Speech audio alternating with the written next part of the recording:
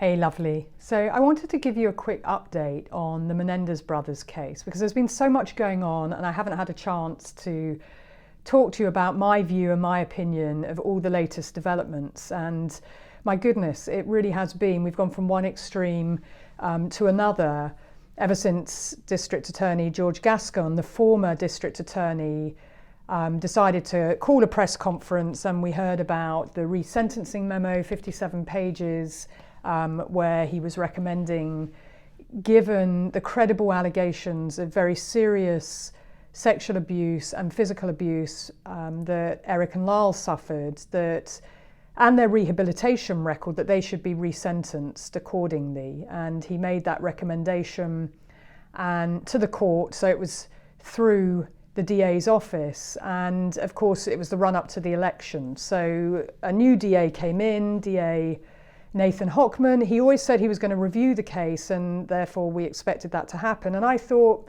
that that was a sensible thing to do if Erik and Lyle were going to be released on his watch.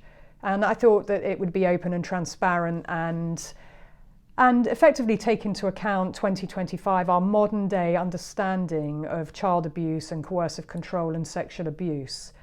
But unfortunately, he called a press conference on February the 21st on a Friday afternoon at 1 p.m. at very short notice, and it was about the Habeas Motion, and I knew it wasn't going to be positive, and it wasn't. So he spent almost 30 minutes explaining really the 1990s trial argument, and that was the position. He basically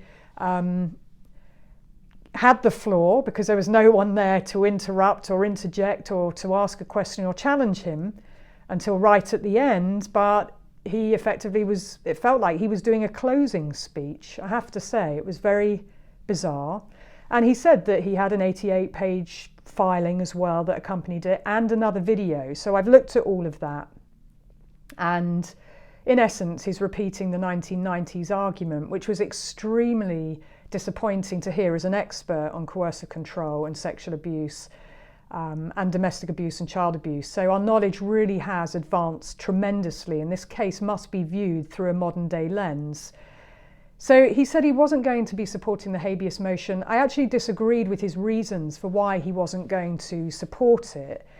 And he said that the new evidence, there were two planks to it. He said it wasn't credible, it wasn't timely, and effectively he didn't say it directly, but he said that he didn't believe that there was evidence to support that Erik and Lyle were abused.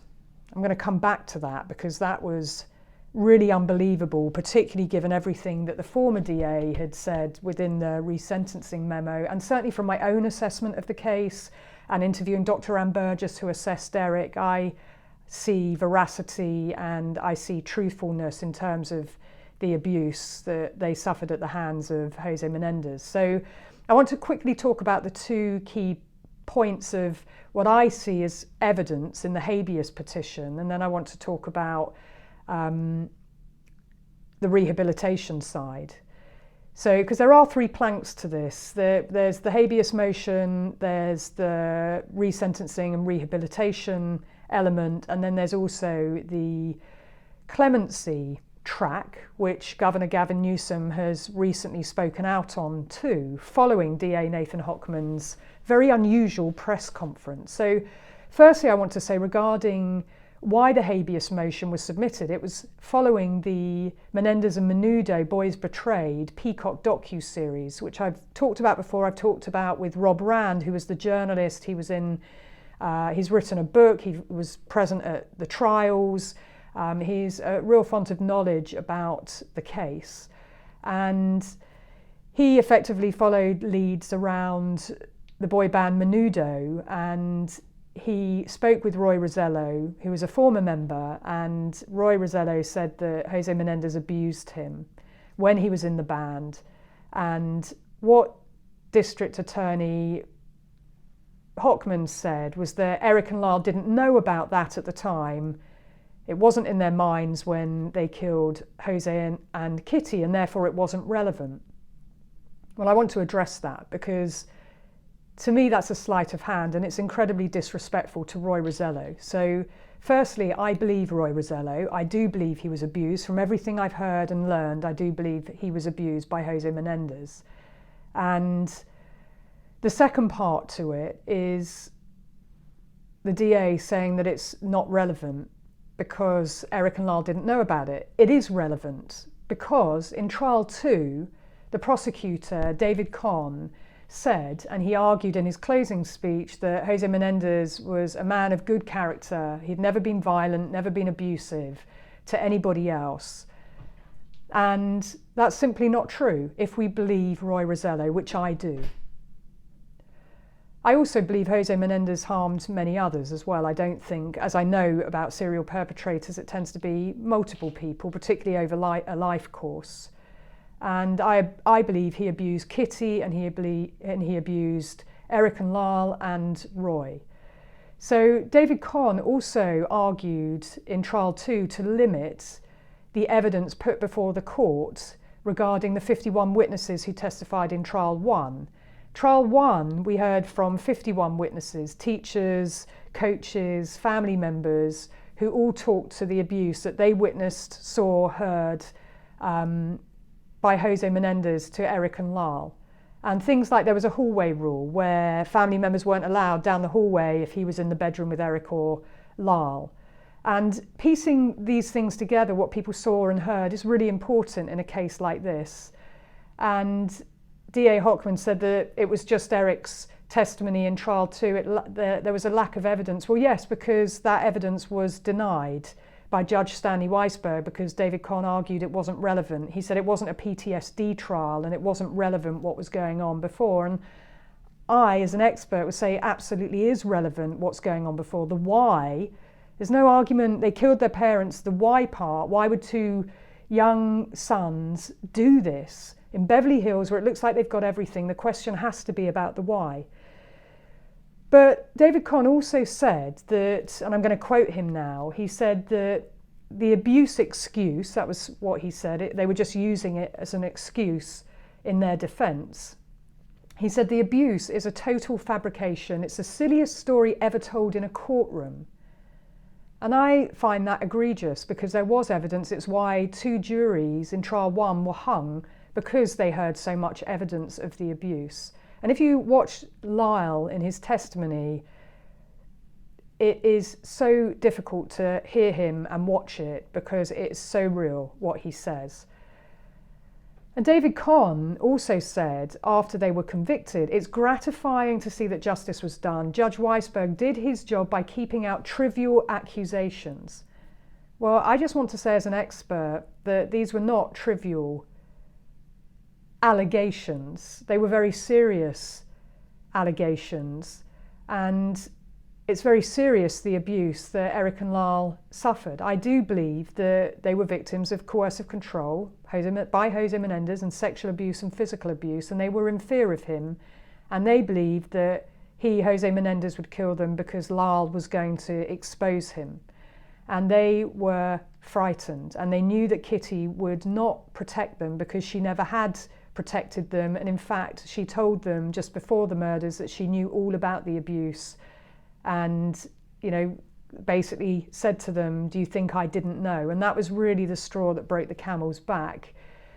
So it is relevant, the build up to them killing their parents. You have to look at that. It is really important. And to the other point about the letter that Erik wrote to Andy, his cousin, Andy Kano, well, DA Nathan Hochman said that he couldn't authenticate that letter. There was no envelope.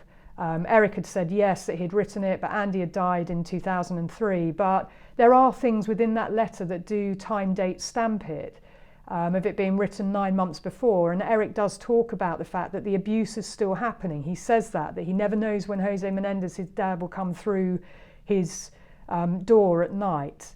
And I do believe that that's an important letter. And in terms of provenance and authentication, it being authentic, well, it was Robert Rand that brought it back from Miami to LA. Robert Rand, I have no question about his integrity. And it is an important piece of the evidence that was not heard at the trial. So we have got new information, and it is DA Nathan Hochman's opinion, but he really just argued what was argued at the trial. He went on to say that they changed their story 5 times and therefore they can't be believed. Well, victims of abuse do change their story. That doesn't mean to say they're not telling the truth. They can change their story for lots of different reasons, and often shame is what keeps victims from disclosing what's gone on. Shame, but also their biggest fear, and it's embarrassing. And with this particular case, there's the Latin culture and community and machismo, and they didn't want to, they felt such shame about it, of what their father did to them. They didn't want to talk about it. So when DA Nathan Hochman says, well, why didn't they tell Dr. Ozil if it's true? Well, Dr. Ozil was on Jose Menendez's payroll. So why would they tell him that? And this deep, dark secret and fear, of course they're not just going to open up and tell people. In fact, Dr. Anne Burgess, who assessed Erik, said it took a very long time to get it out of him. She actually ended up doing drawings because it was the only way she could reach him. And he started drawing pictures of a big Jose Menendez in the bedroom with him bending over. And those images are very powerful. I've seen them. And I believe Dr. Anne Burgess. She's one of the foremost experts on trauma. So effectively, DA Hochman's saying if he doesn't believe Erik and Lyle, he doesn't believe Dr. Anne Burgess, he doesn't believe that she is credible as an expert, or Dr. John Conte, or even myself as well, when you add in the people who are experts, who've worked these sorts of cases. But for me, in particular, the coercive control, which keeps them entrapped and keeps them quiet.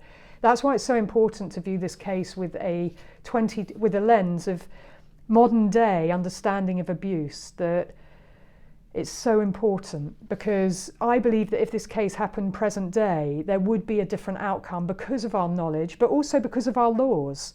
You know, something that's very important to say is that our modern day laws, well, in California here, when I wrote to DA Nathan Hochman, and yes, I will share what I wrote to him to explain coercive control, and that it is codified here in law, in the Family Law Act in California. We have to approach cases with our modern day lens of experience and knowledge about neuroscience of abuse and a child's psychosocial development, and that abuse and the abuser interrupts all of that, and that children are a product of their trauma, but also the laws. And coercive control is codified here in California in law. And I wrote to DA Nathan Hochman to put that on his radar. So for me, it was extremely disappointing to hear this 1990s narrative.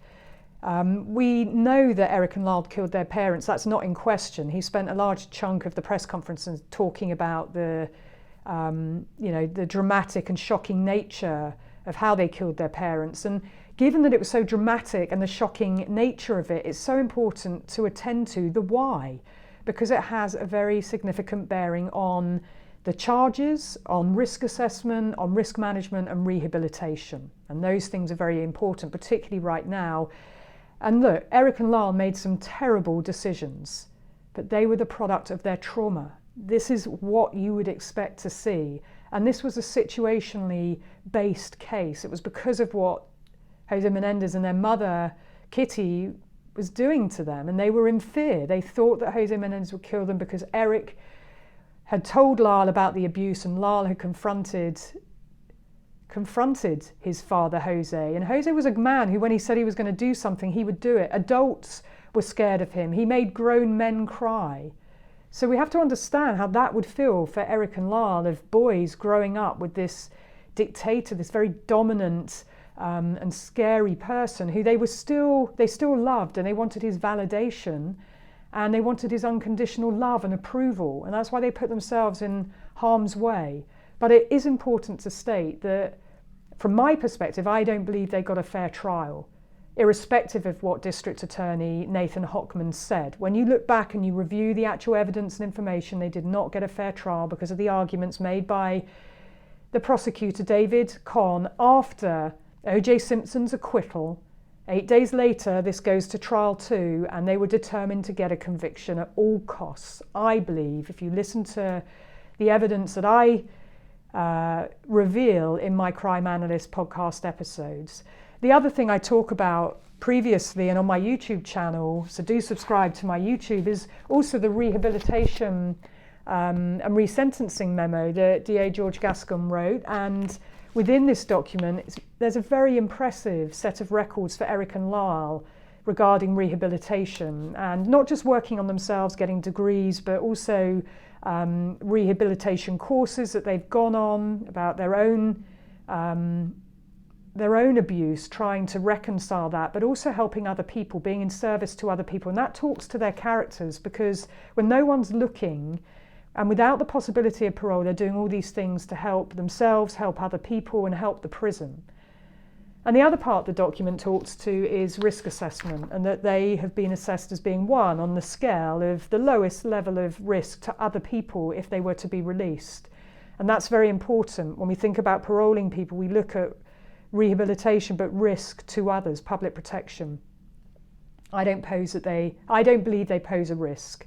And I've assessed many cases, and because it's situationally based, because of the abuse and because of the fear that they were in at the time, and I do believe they deserve an independent, open and transparent risk assessment evaluation. And we know now Governor Gavin Newsom stepped in after DA Hawkman's very peculiar press conference, and he has ordered an independent evaluation that he wants on his desk within a 90-day period. So I think that that's a very important step forward, and particularly after decades of them being behind bars, I think they deserve a chance at parole. I think that they are safe to be released. I hope that that independent evaluation is going to be made available to all of us and transparent, because I want to read it too.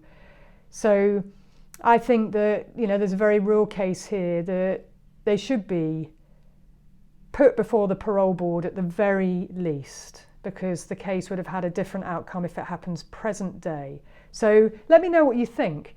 If you agree with me, then sign the petition, the Justice for Erik and Lyle petition, and it's on justiceforerikandlyle.org. You can Google it, sign the petition, share this video, and let me know in the comments what you think about it. So they're my thoughts. I'm going to tell you more about my thoughts also, and share my letter that I wrote to DA Nathan Hochman back in January, because I wanted to help with the decision-making process and advocate for Erik and Lyle based on my independent assessment and analysis of what I've seen. So I'm going to end there. And as always, I'm going to end with my mantras, my 3 of them: to be curious, ask questions, and always trust your instincts.